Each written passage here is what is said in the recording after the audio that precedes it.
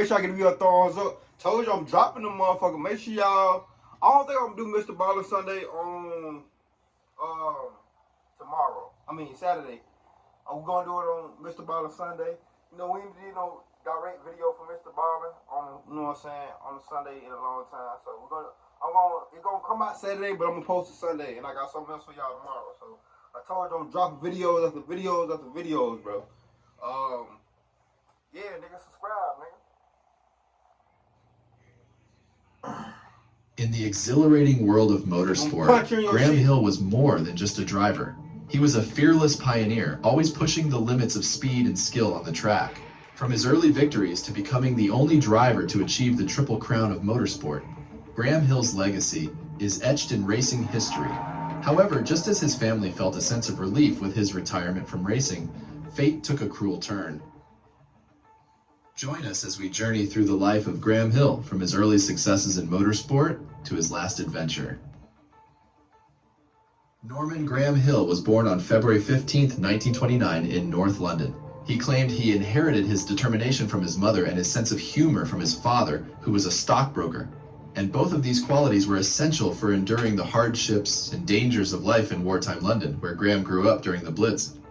He spent his early life playing drums in a Boy Scout band, attended a technical school, and at 16 became an apprentice at the Smith Instrument Company. He even bought a motorcycle, but unfortunately, on a foggy night, crashed it into the back of a stopped car, suffering a broken thigh that permanently shortened his left leg. Damn. Then at the age of 21, Graham was called into the Royal Navy. Feeling like a fish out of water, he resented the compulsory service and, as a sign of protest, he deliberately broke the naval rules by growing a neatly trimmed mustache, which later became his trademark. What's funny is that Graham didn't pass his driving test until he was 24 years old. Damn. And he described his first car as a wreck.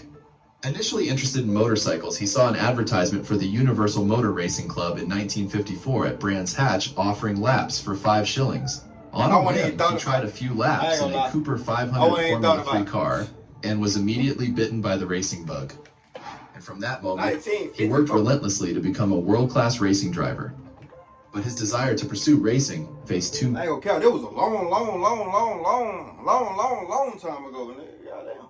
Major obstacles. He barely knew how to drive a regular car and couldn't afford the costs of racing. Determined, however, he bought a beat-up 1934 Morris, taught himself how to drive, and got his driver's license. After competing in a few races, Graham met Colin Chapman, who was just starting to develop his Lotus cars, and convinced him to give him a part-time job at £1 per day. And it wasn't long before Graham became a full-time employee and was given the chance to race. In 1958, Colin Chapman decided that Team Lotus was ready for Formula One, and Graham Hill eagerly joined as a driver for the team. However, the Lotus car proved to be slow and unreliable. And when little improvement came in 1959, the ambitious Graham made a bold move by switching to British racing motors for the 1960 season. At first glance, this seemed like a bad career choice, as BRM had a decade-long history of struggling in Formula One, with performance issues that only seemed to worsen over time. However, Graham was undeterred by the team's troubled past, and threw himself into the struggling team, working tirelessly and leading by example. His relentless optimism and hard work began to lift the team's spirits and improve their performance. And the turning point came in 1962, when Graham's efforts culminated in a remarkable season. He won races in the Netherlands, Germany, Italy, and South Africa, ultimately securing the World Championship. The dashing driver with the roguish mustache, cheeky wink, and quick wit was quickly acknowledged as a top-tier driver and became a favorite among the public. Yet, behind the charm and charisma, Graham Hill was known to have a fierce temper and was prone to severe black moods, during which he would lash out at everyone around him. These outbursts became more frequent as BRM's performance declined, though he managed to win America's Indianapolis 500 in 1966. Graham felt that his Formula One prospects could only improve by returning to where he started. So, in 1967, Graham... Here's how to never have to worry about money after a car accident. Listen, if you have been in a... rejoined Team Lotus, where Jim Clark was at the height of his career. In 1969, Graham Hill won the Monaco Grand Prix for a record 5th time, earning him the nickname Mr. Monaco. The next 3 seasons were not very successful, but Graham's victory in the 1972 Le Mans race was monumental. This made him the only driver to win motorsport's Triple Crown: Le Mans, Monaco, and the Indy 500. Though history shows he should have stopped at this point, Graham's pride pushed him on as he felt he was totally in charge of his own life. So, in 1973, Graham set up his own Formula One team, Embassy Hill Racing, but both the team and its famous driver struggled to keep up with the competition. After the humbling experience of failing to qualify for the 1975 Monaco Grand Prix, Graham announced his retirement as a driver. This caused a huge sense of relief, especially for his wife and kids. After his lap of honor at Silverstone, where he waved to the crowd, everyone was thinking, "Thank God for that." Graham had lost many friends in motorsport and had finally survived his racing career. But a few months later, tragedy would strike in a way no one had expected. That's crazy. Unbeknownst to many, Graham's thirst for adventure didn't stop at the racetrack. As if the dangers of racing weren't enough, he bought a plane and became the carefree, sometimes reckless pilot of a 1968 Piper PA-23 Aztec, jokingly nicknamed Hilarious Airways. Never missing out on a moment to fly, Graham flew his team to Le Castellet Airport near the Paul Ricard circuit in southern France in November 1975 to test the team's new Hill GH2 racing car for the upcoming 1976 Formula One season. Although they were scheduled to return on November 30th, the test was cut short, prompting them to fly back a day earlier than planned. The weather reports indicated challenging conditions, but nothing that seemed impossible.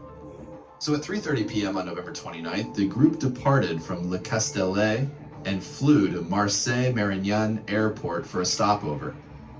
Joining Graham were 5 key members of the Embassy Hill team: mechanics Tony Alcock and Terry Richards, team driver Tony Brise, team manager Ray Brimble, and car designer Andy Smallman. Notably, photographer Anthony Armstrong Jones had considered flying with them but decided against it, feeling he had already taken enough photographs, a decision which turned out to be a life-saving one. I bet you did. During the stopover, Graham checked weather reports for the London area, and an IFR flight plan was filed for Elstree Airfield, with Luton Airport as the backup. Earlier that day, Graham had sent his wife a telex message to say that testing of the car for the new racing team had finished and that they would be home that night.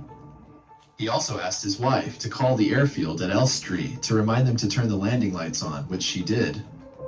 The plane took off again at 5:47 p.m., heading to the UK. 3 hours later, at 8:45 p.m., they got a weather report for Elstree indicating visibility of 6,562 feet and a cloud base of 300 feet above ground level. For most of the flight, everything went smoothly, but as they neared London, thick fog began to cover the area. At 9:19 p.m., Graham was informed that visibility at Elstree had dropped to 3,281 feet. And just 2 minutes later, while descending to 4,000 feet, visibility worsened to 2,600 feet. Cleared to descend to 1,500 feet, Graham faced a tense and challenging approach, and the worsening conditions set the stage for a critical test of his piloting skills. Unaware of his exact altitude as he descended from 1,500 feet into the fog, Graham likely focused on trying to spot the ground, searching for the small Elstree Airport, potentially neglecting the aircraft's instruments. Bro, it's so goddamn foggy. Hey, have y'all played Grand Theft Auto, right?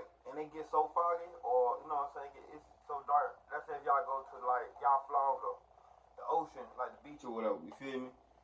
Once you go far enough in this dark, bro, you can't really see the dark time. And me, I like to play, like, in Grand Theft Auto. I like to, you know what I'm saying, like, twirl around the plane and shit. Make the plane go around and shit. This lapse of attention could have compromised their altitude safety, leading to a dangerous situation. At 9:28 p.m., the London approach controller tried to contact Graham's plane but received no response. Just 3 nautical miles east of Elstree Airfield and 130 feet above it, the plane's fate was sealed. The Aztec, already preparing to land with its gear and flaps extended, brushed the top of a large tree at 460 feet on the Arkley Golf Course, descended further, hit more trees, rolled to the right, struck the ground with its wingtip, and finally crashed into a small wooded area, coming to a halt near the second tee. The undercarriage of the red and white plane was then torn away, and jagged chunks of metal dangled from the trees. The plane then burst into flames upon impact, leaving the 6 bodies inside unrecognizable in the charred remains. Graham died at the age of 46. Hell no. Hell no. In the aftermath of the crash, That's an crazy. investigation was conducted by That's the crazy. Accidents Investigation Hey. Branch. Their report was published in September 1976. Y'all would never see me going on no plane. Ever. And revealed that the aircraft was unregistered and stateless, although it had been well maintained. It also determined that Graham's night flying and instrument flying ratings had expired and were therefore invalid, as well as other license irregularities. No mechanical defects were found that could have contributed to the accident. Pilot fatigue was ruled out, and toxicology reports on all 6 victims came back negative. Despite the thorough investigation, the exact cause of the crash could not be determined.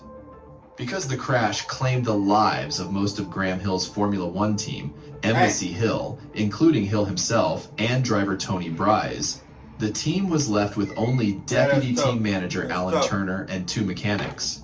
With so few members remaining, Embassy Hill could not continue to compete and soon had to shut down. Despite his untimely demise, Graham Hill's impact on Formula One and motorsport, his charismatic presence, and his adventurous spirit continue to inspire and captivate fans and aspiring racers all over the... R.I.P. to the champ, man. R.I.P. man, to Graham, man. Graham Hill, man. Make sure you give me a thumbs up. Let me know if some of y'all know me, Graham Hill. I don't know, you feel me? I love doing these stories and knowing about new people, you know what I'm saying? I love doing my research on stuff.